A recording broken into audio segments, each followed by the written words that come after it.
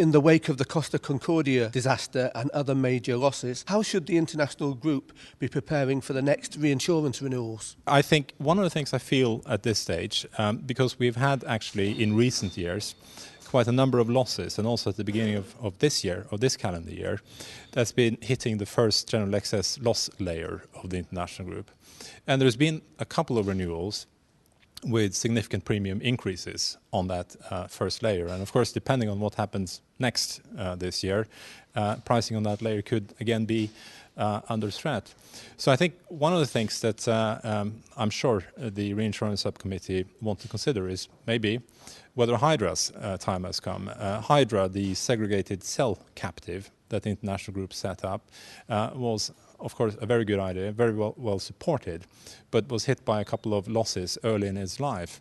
But I think, you know, the role it was intended to play is maybe now one that could be usefully utilized. And I think also at this stage the clubs are looking at their pooling structure again.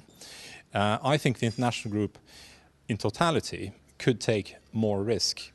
But I think it's important that they free up some capital for individual clubs in the pooling layers in order to be prepared to support higher participation in the general excess loss layer. So I think I would be working on preparing proactively a couple of alternatives. I think also Solvency II is getting nearer and nearer. I think there's been an issue, couple of renewals. The international group is a little bit like a VLCC in full speed. When you get into October, November, it's a little bit late to change course in terms of the reinsurance structure.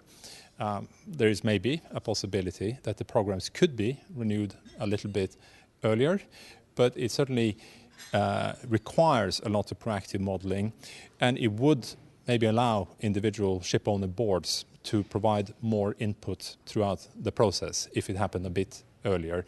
The reality is, of course, that the approach of the 20th of February renewal tends to concentrate the mind. So the important decisions get taken very close. And it becomes, therefore, a very short time for clubs who want to dovetail any changes in the international group and Hydra structure with changes to their own reinsurance program.